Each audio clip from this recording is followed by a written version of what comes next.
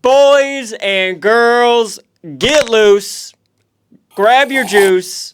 It's Casual Samuel. Let's talk hoops. And today, I want to go over the most frustrating team in the NBA, the New Orleans Pelicans. To kick things off, I wanted to paint you a Pelicans portrait. Oh my God. Bars. We start in NOLA against Chicago, the Windy City. No Zion to start. Absolute tidal wave for every NOLA fan. He's out with a cold.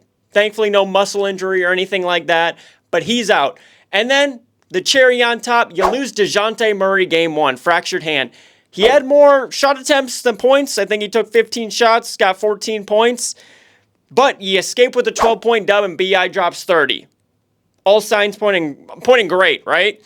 Then the NBA gods, before the season started, they blessed you. Oh, Chimama. They blessed you, right? You got not even a back-to-back, but you played Portland games 2 and 3. The Portland Trailblazers, right? Ew. Looking like you're going to start 3-0. Sounds real nice. Wrong. It's criminal. It's actually criminal. It took a baby daddy on baby daddy game winner to escape with a 2-point win over the Portland Trailblazers in your game 2. Then you get smacked by 22 to that same Portland Trailblazers team with Zion, by the way. It's not like there was no Zion or BI. No, both were healthy. Both were completely healthy to that same Trailblazers team again. And then at least on a national TV game, TNT, on a Tuesday night, you can redeem yourself, right? You're going against an ICU Golden State Warriors. 20-point lead, blown in the wind. Herb Jones goes down. He's out with a shoulder injury. I don't even think at the time of recording they've said how long he's going to be out for. It didn't look great. Zion and BI combined for 61 points. No one else on the entire Pelicans roster had more than double digits. So as of recording this, that's where we're at in this exact moment. They play the Warriors again tonight. Maybe a different outcome. We'll find out. We'll see. Either way, regardless of the Warriors or the Pacers outcome in a few days, this organization from top to bottom is so flawed. It's beyond flawed. It's ridiculous. Every waking day that passes, that CJ McCollum trade looks more and more cheeks. It's so bad when you go and look back at that trade. Even at the time of the trade, wasn't a huge fan of it. Now, every day that passes, it just looks more and more horrendous. Honestly, having Hart and Nickeil Alexander-Walker at this point probably would be more impactful to winning than what they have with CJ right now. To be honest, I mean, you look at Nah, and he's bounced around. He's got a great fit in Minnesota. He is like an excellent role player coming off the bench as like their 7th, 8th man. Pelicans could use that right now. I'm just saying. Feel like they gave up on Dyson Daniels too early. Maybe I'm judging too early. I think he's also out with an injury right now. Feel like they gave up on him, though, real quick, especially for what he can do at 6'8", as kind of a defensive stopper. And then now his 3 balls like hitting, I think, at like a 35% clip. Again, really early into the season, but he's averaging like almost 13 points a game. Feel like they gave up on that real quick. But let's give Jordan Hawkins, let's give him a moment of silence, because he's balling out. He's balling out, man. I mean, he is their main bright spot for anything like young talent-wise. He is their main bright spot in Jordan Hawkins. I mean, he's putting up like 18 points a game, I think. I think right now as it stands, stat-wise, he's shooting like something ridiculous, like 50% from 3. That's not going to stand.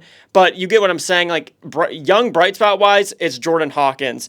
Other comment I want to make, too, last thing I have here in the notes, similar to Terrence Mann, and this seems like a stray at him, but it's going hand in hand. Similar to T-Man for the Clippers, Jose Alvarado's just out there doing cardio right now. I'll throw the stats up right now. My man is just jogging out there. I think being in a smaller market is covering up a lot of drama going down in the Big Easy. First of all, let's talk about the fact Zion has only played 37% of the total potential games since 2019. He needs some milk. That's ridiculous. Since joining the Pels in 2019, that same year, if we were to apply the 65 game rule for major awards, first team, MVP, defensive player of the year, BI wouldn't qualify for any single year. Not one. Not a single one. I think he came close one year at 64 games. Doesn't count though. Doesn't count. I think that was his most too, was 64 games. Everything else is in like 55 to 60 range. So he's also on that injury report night in, night out. And my main cause for concern and reason for making this video is the absolute crime committed from Bryson Graham. He needs to be on a wanted poster down in NOLA.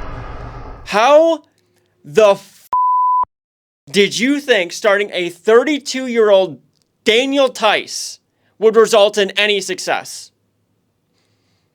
32-year-old Daniel Tice getting the starting nod in 2024 might go down as one of the more ridiculous things when we look back at the beginning of this 24-25 season, that he is getting a starting nod. I mean, I know even when I made the watchability and tier ranking video for where the Western Conference and how it would shake out, I know when I made, I think even that second one, that it was reported that Jones would be getting the nod at the starting five. No, it ended up being Daniel Tice. Everyone's horrors came true. Because, again, as of recording, 6'5" Jordan Hawkins is averaging more rebounds per game than 6'8", 6'9" Daniel Tice in these first 4 games.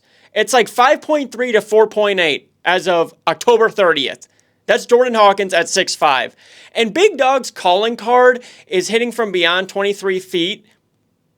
He's 0 of 6 to start this early season. That's like his whole thing. He had like 8 months with the Clips. He had obviously his days in Boston. He had his time with Houston.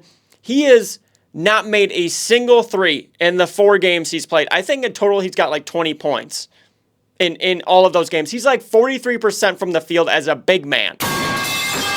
And I could truly rant about Willie Green if you really want to get me fired up and how he's a bottom 3 coach in this National Basketball Association. Truly bottom 3. I'll holster that for now. They need to trade BI, though, yesterday.